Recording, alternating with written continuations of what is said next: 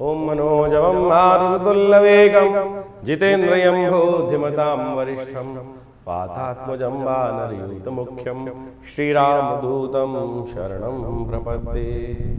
नमस्कार, स्वागत है आपका आचार्य वाणी में। मैं आचार्य डॉक्टर विक्रमादित्य आपके साथ हूँ। आज की राशि के अनुसार से हम बात करने जा रहे हैं आपकी राशि पर। सिंह राशि वालों के लिए ये जो मंगल का परिवर्तन विशेष 3 अप्रैल से लेकर 7 जून तक मंगल महाराज अपनी परम कमज़ोर अवस्था में रहेंगे।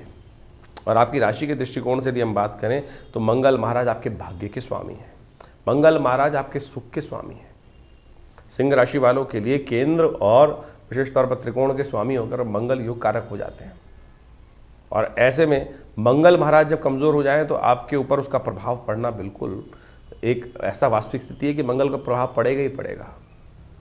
इतना इंपॉर्टेंट आपका योग कारक ग्रह है मंगल। और ऐसे में वो मंगल चले गए आपके 12वें भाव में। 12वें भाव में जाकर सबसे कमज़ोर अवस्था में चले गए। भाग्येश यदि कमज़ोर अवस्था में गोचर में चला जाता है तो भाग्य लुपलुपाने लगता है। बने बनाए काम बनते बनते रह सकते हैं। ऐसे में विशेष तौर पर मंगल का आपको बहुत ज़रूरी है इलाज करना। आपकी राशि के दृष्टिकोण से इस वक्त शनि महाराज की एक ढैया भी आप पे चल रही है। और बहुत सारे ग्रह आपकी राशि के दृष्टिकोण से यदि हम बात करें तो अष्टम भाव में धमा चौकड़ी मचाते हुए दिखाई दे रहे हैं। ऐसे में यदि पुरुषार्थ, मंगल स्वामी है पुरुषार्थ के, मंगल स्वामी है उत्साह के, साहस के, अटेम्प्ट के।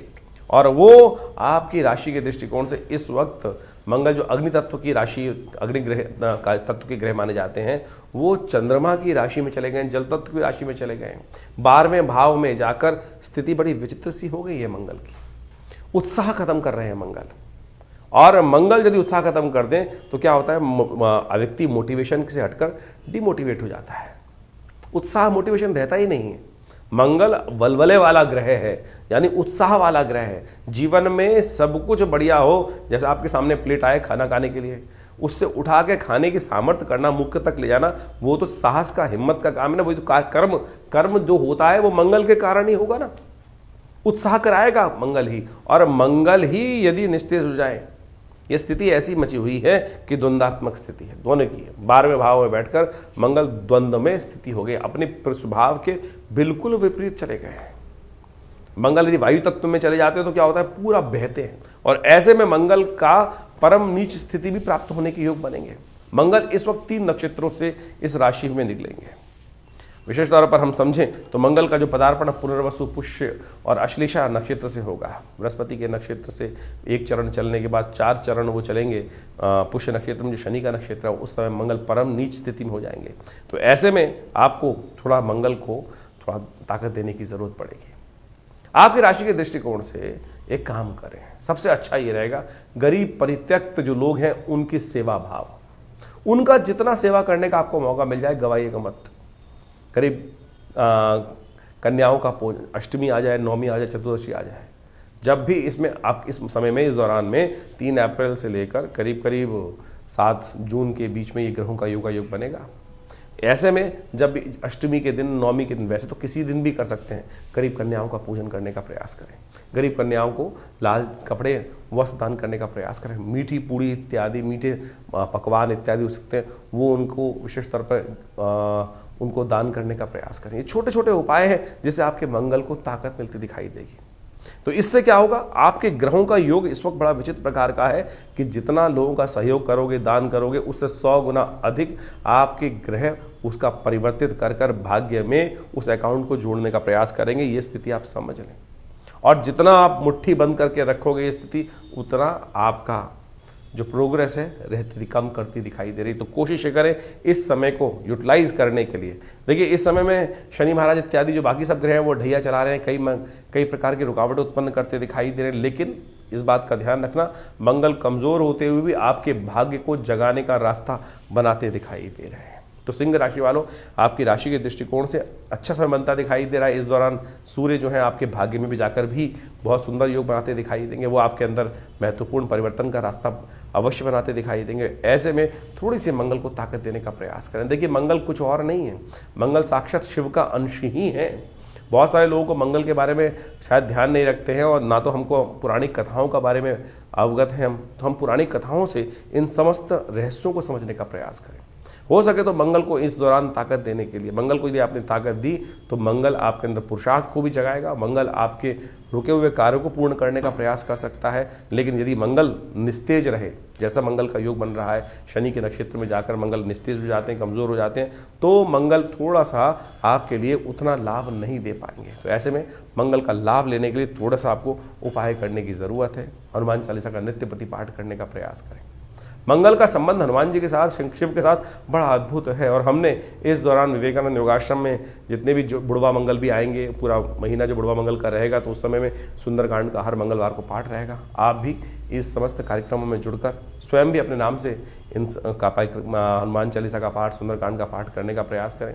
और विवेकानंद योगाश्रम में समय समय पर इसमें विशिष्ट कार्यक्रम रहेंगे, आपको समय समय पर हम अवगत कराते रहेंगे। आप स्वयं भी आकर सिद्ध हनुमान जी की मूर्ति में इस पीठ पर भगवती के दर्शन कर, हनुमान जी के दर्शन कर अपने मनोरथों को सिद्ध करने का योग बनाएं। हनुमान जी के साथ, शिव के साथ मंगल का बड़ा अद्भुत संबंध है, उसके बारे में हम पूरी विवेचना उपस्थित कर रहे हैं, वो कुछ समझिएगा जरूर। देखिए, उपाय बड़े सरल होने चाहिए। आमतौर पर समस्या क्या है कि कुछ लोग बहुत क्लिष्ट उपाय, बहुत महंगे उपाय बताने का प्रयास करते हैं। देखिए, शास्त्र में, अध्यात्म में, भारतीय संस्कृति में बड़ी सरलता से रास्ते बताए गए हैं। एक व्यक्ति एक किसी महात्मा के पास गया, उसको घर जाना था, बहुत समस्याएं चल रही थी। कथा को मैं छोटे रूप में समझाने का प्रयास करूंगा, बहुत लंबी कथा नहीं सुनाऊंगा, छोटे से सार रूप में समझने का प्रयास करें। बड़ी सरलता से उस कथा को यदि हम समझ लें तो जीवन के कष्टों को दूर कर सकते हैं। एक महात्मा के पास गया, महात्मा जी, जीवन में संकट है, रास्ते में जाना है मुझे, मेरा गांव उस तरफ है और रास्ते में पानी चढ़ा हुआ है, नदी में पानी चढ़ा हुआ है और मैं पार नहीं कर सकता। बाबा ने कहा, आध्यात्मिक दृष्टिकोण में चिंता मत करो, मैं आपको एक उपाय बताता हूँ। एक बाबा जी ने एक कुछ मंत्र उसको लिखा और एक कागज के लिखकर भोजपत्र में उसको हाथ में दे दिया। बोलो, इसको अपने मुट्ठी में रख ले और जैसे जैसे बस केवल भगवान का स्मरण कर कर इसको लेके चलता चला जा, पानी तेरा हटता चला जाएगा।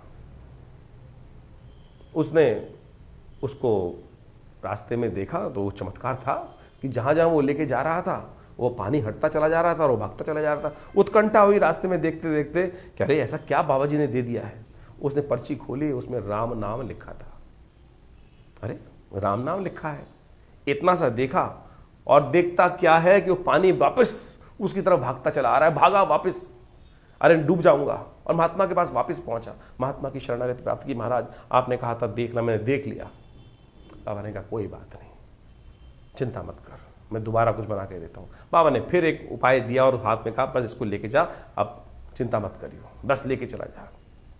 और उसके बाद वो फिर वही गया पूरा पार करते हुए। अब तो उसने एक बार एक्सपीरियंस कर चुका था, उसने बाबा की बात को पूरी तरह अक्षर से अक्षर माना और उसके बाद उस रास्ते को पार कर लिया।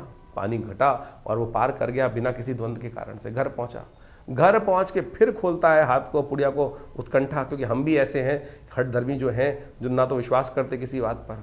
उसने फिर खोल के देखा और उसमें लिखा वही राम नाम। इस संसार को पार करने के लिए राम नाम ही तो है। उपाय यही है, जो उल्टा जपो सीधा जपो वही पार कर जाएगा। उल्टा जप के वाल्मीकि बड़े ज्ञानी बन गए। तो सोचो, ये स्थिति थी। लेकिन हमें भी क्या होता है, हमारे को बड़े बड़े पैसे खर्च करके उल्टे सीधे कार्य कर कर तभी हमको मजा आता है। अरे सीधी तरीके से हमने आपके इन ग्रहों को बदलने के लिए सीधा साधा रास्ता बता रहे हैं। आप सीधी तरह से उस पर विश्वास करके चलने का प्रयास तो करो। ये सीधे साधे उपाय ही, बिना किसी कारण, बिना किसी खर्चे के उपाय, हमको हमारे गुरुदेव सिखाते थे कि भाई ऐसा उपाय मत बताओ कि जो में हजारों रुपए खर्च होते, क्या होगा उस उपाय को खर्च करके। सीधे तरीके से आप इन सरल उपायों को जो हम इस चैनल के माध्यम से आपके समक्ष रखते हैं, आपकी राशि के दृष्टिकोण से हम बताते हैं, वही करने का प्रयास कीजिए ना, तो आपके जीवन के कष्ट दूर होंगे। आज की तारीख में आप किसी भी जन्म पत्री को दिखाने जाते हैं, कहीं भी जब बात करते हैं, देखिए बाबाओं ने क्या होकर, कितनी मालाएं, कितने कंठ पहनकर, पता नहीं क्या क्या स्थिति, भाई ये आवरण कैसा बना रखा है। वो एक मिसमरिज्म क्रिएट करने का प्रयास किया जाता है।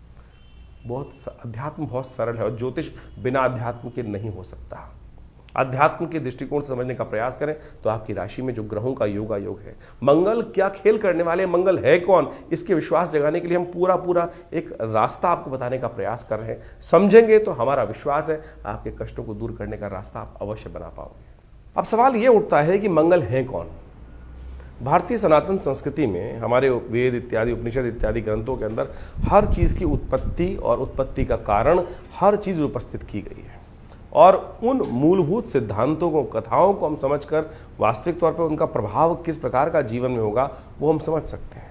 जैसे चंद्रमा कहाँ से उत्पन्न हुए, सूर्य कहाँ से उत्पन्न हुए, किस प्रकार से उत्पन्न हुए, क्या उनकी कथा है, इसके साथ साथ स्वभाव क्या है, किस प्रकार के योगायोग जो ज्योतिष के दृष्टिकोण से हमें दिखाई देते हैं वो बनेंगे, क्या होंगे, किस प्रकार के करेंगे। तो वीरभद्र की उत्पत्ति की कथा भी बड़ी विचित्र है। जो मंगल वीरभद्र ही है, वास्तविक तौर पर शिव के गण हैं। वीरभद्र जो थे वो भगवान शिव के पसीने से उत्पन्न हुए थे और विशेष तौर पर दुख, भय, क्रोध का प्रतीक माने जाते हैं। और मंगल की स्थिति वास्तविक तौर पर हमको समझ लेना चाहिए, मंगल इन तीनों का ही प्रतीक माना जाता है। मंगल पुरुषार्थ का भी मालिक है, क्रोध का भी मालिक है, साहस का संबंध रखता है, और साथ साथ यदि वो शीर्ण हो जाए तो शोक और दुख का कारण भी बनता है। क्योंकि मंगल की उत्पत्ति जो हुई है वो विशेष तौर पर ऐसी ही परिस्थिति में हुई। कहा जाता है शास्त्र की कथा के अनुसार से, यदि आप विभिन्न ग्रंथों को पढ़ें तो वहाँ वो कथा का वर्णन अद्भुत रूप से आता है। जब सती ने भगवान शंकर के समक्ष अपनी इच्छा रखी कि वो उनके पिता दक्ष प्रजापति ने जो यज्ञ रखा था उसमें जाना चाहती हैं, तो भगवान ने मना किया कि बिना बुलाए नहीं जाना चाहिए। चाहे अपना घर भी हो, अगर वो आमंत्रण नहीं है तो वहाँ नहीं जाना चाहिए। और दक्ष ने तो साक्षात शिव को उस यज्ञ में बुलाया ही नहीं था, जो उन्होंने अपने अभिमान के लिए रखा था, अपने अभिमान की पूर्ति के लिए रखा था। और ऐसे मूड बहुत हैं जो इस संसार में अपने अभिमान की पूर्ति के लिए सत्य को समझ नहीं पाते हैं, सत्य का परित्याग कर देते हैं। दक्ष ने यही धृष्टता करी। ये कथा बड़े अद्भुत रूप से समझने की है।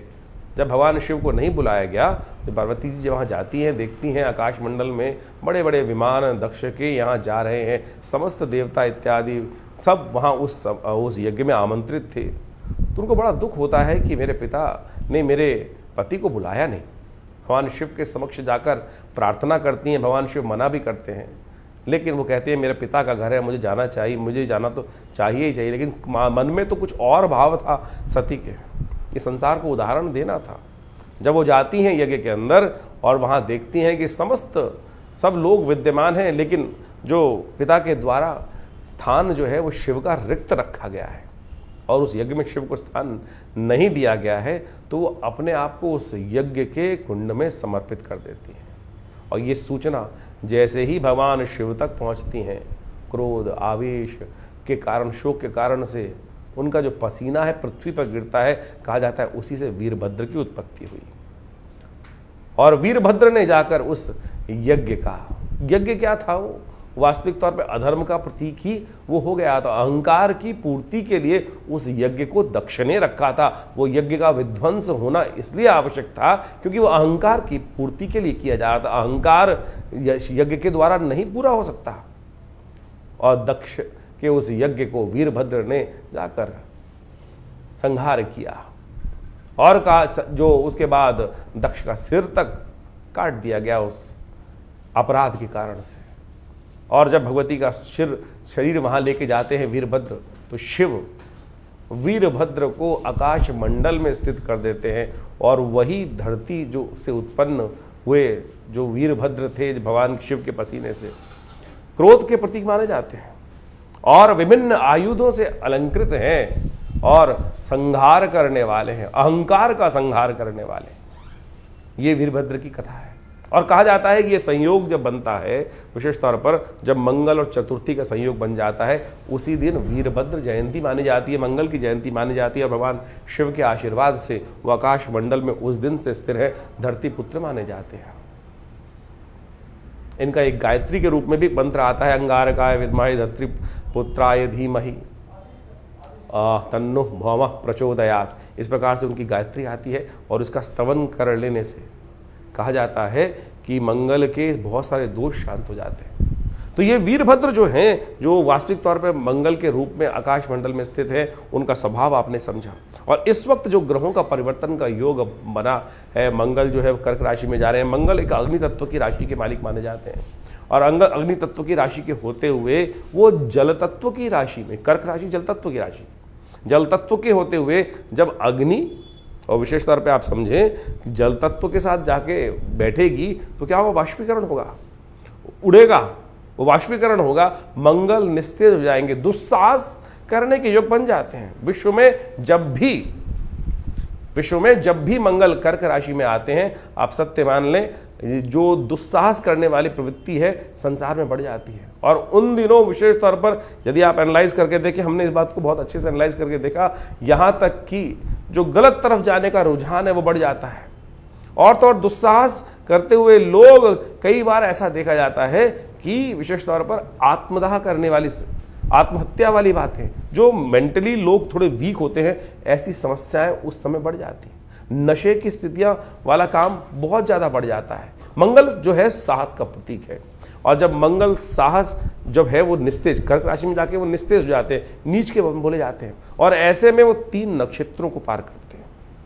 3 नक्षत्रों की स्थिति में जाते हैं, पुनर्वसु, पुष्य और अश्लेषा। पुनर्वसु के अंतिम चरण में, और पुष्य नक्षत्र जो शनि का नक्षत्र है वो इसलिए भयावह माना जाता है, मंगल को सबसे कमजोर माना जाता है। एक तो वो शनि के नक्षत्र में चले जाते हैं, पुष्य के चारों चरण उसी में पार करते हैं। उसके बाद अश्लेषा नक्षत्र में भी वो विहार करते हैं। तो ये जो नक्षत्र हैं, इनमें सबसे भयावह स्थिति मंगल की तब होती है जब वो पुष्य नक्षत्र में जाते हैं। ऐसे में मंगल को शांत करने के लिए अनेक उपाय शास्त्र में वर्णित हैं, और उन सब उपायों को कर आप अपने कष्टों को दूर करने के सुंदर योग बना सकते हैं। जो हमने आपको उपाय बताए भी बहुत सारे, उसके अंतर्गत यदि एक और श्रेष्ठ उपाय आप करने का प्रयास करें, शिव ही तो मंगल हैं, शिव के गण ही तो वो वीरभद्र थे, और वही तो शिव से ही तो वास्तविक तौर पर उनका शिव की आराधना कर यदि मंगलवार के मंगलवार गुड़ के जल से, मीठे जल से या गन्ने के रस से भगवान शिव का अभिषेक कर लिया जाए, ओम नमः शिवाय इस मंत्र का स्तवन करते हुए, मंगल की गायत्री का पाठ करते हुए, तो कहा जाता है कि मंगल के बहुत सारे नेगेटिव प्रभाव दूर होने के रास्ते आपको प्राप्त होंगे। तो ये बात आपको सैद्धांतिक तौर पे समझते हुए कार्य करने का प्रयास करना चाहिए। इससे आपके जीवन के बहुत सारे कष्टों को दूर करने का रास्ता आपको प्राप्त होगा, ग्रह नक्षत्रों में परिवर्तन का रास्ता आपको प्राप्त होगा। इसके साथ साथ आपको ये भी समझना चाहिए कि हम हर चीज़ को राशि के दृष्टिकोण से विभाजित करने का प्रयास करते हैं। अब हमको इस चैनल के माध्यम से आपके समक्ष गोचर की व्यवस्था समझानी है, लेकिन ये गोचर की व्यवस्थाएं जो हैं वो तो एक सार्वभौमिक रूप में है।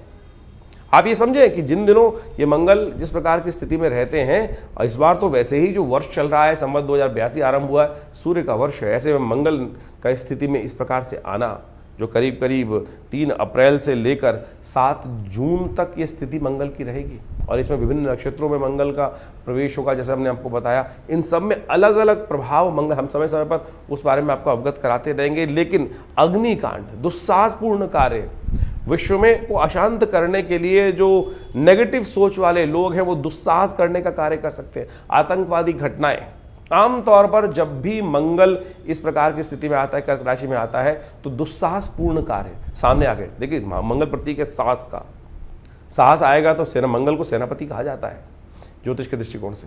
जब मंगल सेनापति पूर्ण ताकत में होगा तो सामने आकर व्यक्ति लड़ेगा, सामने आकर वो साहस करने का प्रयास करेगा। लेकिन जब मंगल क्षीण हो जाता है तो दुस्साहस, गलत कार्य, निकृष्ट कार्य करने की तरफ गलत मानसिकता के लोग ज्यादा प्रेरित हो जाते हैं। आतंकवादी घटनाएं, जो बम विस्फोट इत्यादि की घटनाएं ज्यादा विशेष तौर पर घटने के कार्य करते हैं, जिनको नीचता वाले कार्य कहा जाता है, यानी गलत तरफ ताकत लगाकर कार्य करने की तरफ, निकृष्ट कार्य करने की तरफ मनोवृत्ति लोगों की बदलती चली जाती है। नुकसान पहुंचाने का कार्य, मानवता को नुकसान पहुंचाने का कार्य ऐसे में निकृष्ट मानसिकता के लोग ज्यादा करते दिखाई देंगे। शांत होकर आपको समझने का प्रयास करना है, आपको अपने जीवन की रक्षा करने का प्रयास करना चाहिए। ज्योतिष में ग्रह योग की गणनाएं जो है वो विशेष तौर पर बड़े वृहद रूप से बताई जाती हैं, और इस वक्त विभिन्न राशियों के अनुसार से अलग अलग प्रभाव तो समझ लेना चाहिए। तो हम हर राशि के अनुसार से आपको आपकी राशि के अनुसार से ये बात तो बता ही रहे हैं, लेकिन फिर भी आपकी ग्रह गणना तो अलग होगी, ये बात भी आपको समझ में आती है।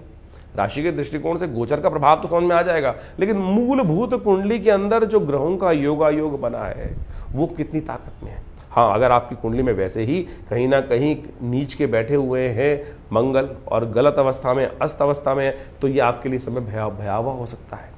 और वहीं अगर आपकी कुंडली में मंगल पूर्ण ताकत में है, मंगल की दशाएं अच्छी चल रही हैं, नवांश में मंगल शुद्ध होकर बैठा है, तो आपके लिए इतना गलत का समय नहीं होगा जितना ओवरऑल दिखाई देता है।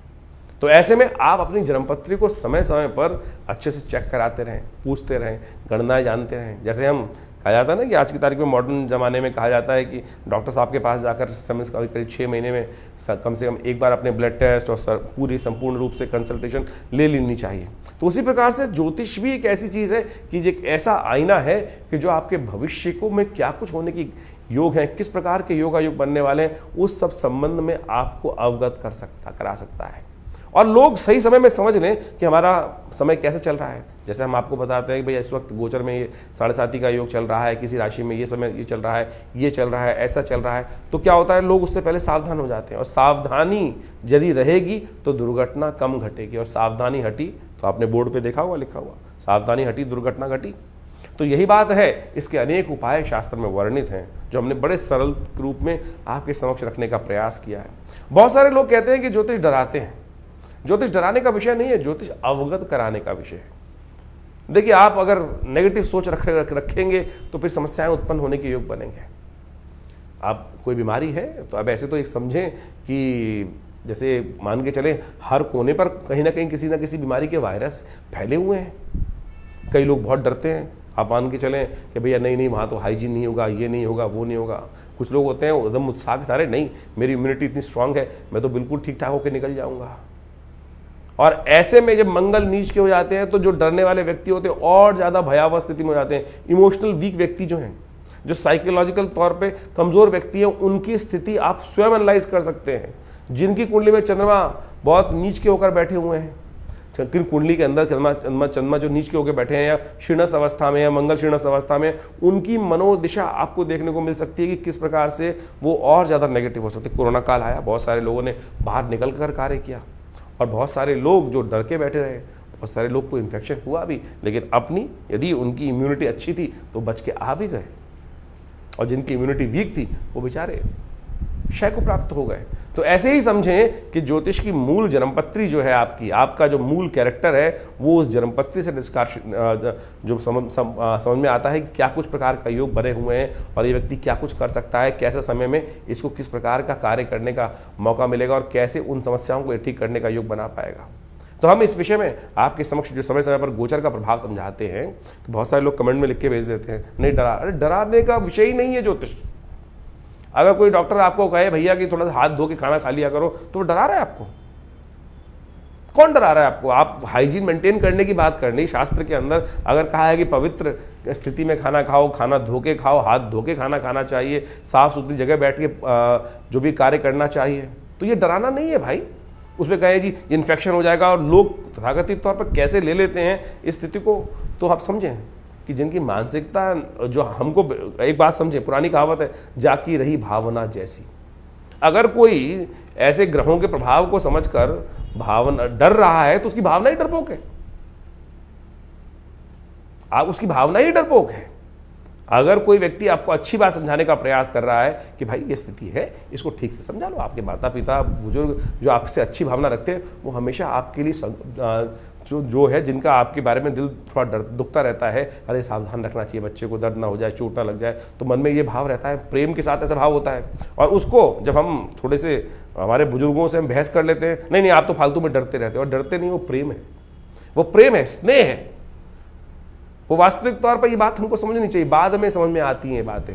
इसलिए कोशिश ये करें जो ज्योतिष के विषय हमने आपके समक्ष रखे हैं वो वास्तविक तौर पर वैज्ञानिक तथ्यों पर आधारित है। इन कथाओं को हम इसीलिए यहाँ डालते हैं, समझाने का प्रयास करते हैं कि ज्योतिष कपोल कल्पित गणनाओं पे नहीं चलती, प्रत्यक्ष प्रभाव से। नासा जैसे ऑर्गेनाइजेशंस, विश्व के आज बहुत रेप्यूटेड जो ऑर्गेनाइजेशंस हैं, वो भी हमारी गणनाओं को समझते हैं और हमारी गणनाओं के अनुसार से सोचे कितना सुंदर संस्कृति रही होगी। लेकिन कुछ है मूड जो आपके साथ उपहास करते होंगे, अपनी संस्कृति का उपहास करने का प्रयास करते हैं। तो हमारा आपसे अनुरोध है, हमारा आपके समक्ष एक विशेष तौर पर बात रखने का तरीका है, कोशिश करें इन गणनाओं को हल्के में ना लिया करें। हम आपके साथ समय समय पर जुड़े रहते हैं और दिल्ली में हमारा ये संस्थान जो विवेकानंद योगाश्रम है, पिछले करीब 60-70 सालों से आप सबके लिए कार्य कर रहा है, आध्यात्मिक क्षेत्र में कार्य कर रहा है और बहुत सारे यज्ञ इत्यादि समय समय पर चलते ही रहते हैं आश्रम में। आप सब उस यज्ञ इत्यादि में सम्मिलित हो सकते हैं। अभी हमने इस ये ग्रहों के परिवर्तन से पहले मंगल की अंगारक चतुर्थी पड़ी और उस दिन बड़े 1 अप्रैल को बड़ा सुंदर दुर्गा सप्तशती का यज्ञ चल ही रहा था, उसमें भी सब लोगों को ने आके भाग लिया, अपने नाम से यज्ञ कराए, उसके साथ साथ और उस दिन सुंदरकांड का पाठ भी किया। तो इस मंगल के नेगेटिव प्रभाव को दूर करने के लिए जितने मंगल पढ़ें उसमें अवश्य सुंदरकांड का पाठ अवश्य करने का प्रयास करें, और आपकी श्रद्धा के साथ भगवती की कृपा से आपके कष्ट दूर होने के योग बनेंगे। ऐसे में बुढ़वा मंगल भी पढ़ेंगे, और हम विवेकानंद योगाश्रम में व्यवस्था बना रहे हैं कि लगातार जितने भी मंगल इसमें पढ़ें उसके लिए मंगल ग्रह की शांति करने के लिए, आपके ग्रहों को दोषों को दूर करने के लिए वहाँ लगातार यज्ञ इत्यादि के बहुत सारे कार्यक्रम रहेंगे। नंबर्स आपके सामने स्क्रीन पर चलते रहते हैं, और हम आपको समय समय पर आपकी राशिफल के अनुसार से अवगत भी कराते रहते हैं, तो आप भी अपने उस कार्य को करने के लिए स्वयं पधार सकते हैं। विवेकानंद योगाश्रम में ये व्यवस्था है कि आप खुद आकर पूजा कर सकते हैं। बहुत सारी संस्थाओं में ऐसा होता है पूजा हो रही नहीं हो रही पता नहीं चल रहा है, हम उस व्यवस्था को आपके साथ जोड़ते हैं। हर रविवार को अभी और इन दिनों जहाँ जब ये स्थिति रहेगी, मंगल ऐसी खराब स्थिति में रहेंगे, तो आश्रम पर सुंदरकांड की सुंदर व्यवस्था हमने लगातार रखने का प्रयास किया है। आप भी अपने नाम गोत्र को आश्रम पर भेजकर अपने स्थान को आरक्षित कर यदि खुद बैठना चाहें तो आपका स्वागत है। इन समस्त कार्यक्रमों में जो समय समय पर रहेंगे आप उसमें बैठकर अपने ग्रहों का उपचार बहुत सुंदर तरीके से कर सकते हैं। और शास्त्री माने हमारे यहाँ जो यज्ञ की व्यवस्था है ना, वो सबसे सुदृढ़ व्यवस्था है। आप समझे, शास्त्र के अंदर 3 विधियां बताई गई हैं, मंत्र जप, स्नान और दान। और दान हम जब भी कर रहे हैं और किसी गलत व्यक्ति को दान कर दिया तो दान का लाभ की जगह नुकसान हो जाएगा। यज्ञ जो है वो भगवान के नाम पर हम आहुति जो अर्पित करते हैं वो सीधी भगवान को ही प्राप्त होती है, उससे श्रेष्ठ कोई चीज। इसीलिए कहा गया है शास्त्र में, यज्ञो वै श्रेष्ठतमं कर्म। तो आप श्रद्धा के साथ इन समस्त रीतियों को समझते हुए अपने जो हमारी पद्धति रही है, भारतीय संस्कृति की सनातन पद्धति रही है, उसके साथ जुड़े रहें। और हमारा विश्वास है कि इन समस्त कष्टों से निवारण करने के लिए, ग्रहजनों के प्रभाव को अपने लिए शुभ बनाने के लिए यदि आप इन समस्त शुभ कर्मों के साथ जुड़े रहेंगे तो लाभ ही होगा, कष्ट दूर ही होंगे और जीवन आनंद से व्यतीत होगा।